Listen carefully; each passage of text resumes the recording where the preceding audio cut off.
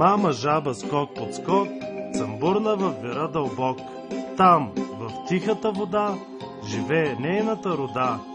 И децата й добрички, малки попови лъжички. Всички там живеят дружно, друго и не им е нужно. Всеки го познава и учтиво поздравява. Любимите им занимания са да правят състезания.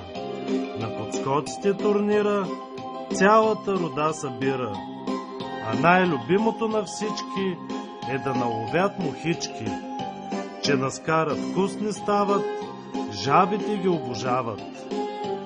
А пък вечер над водата, щом покаже се луната, песни чуват се навред от жабешкият им квартет.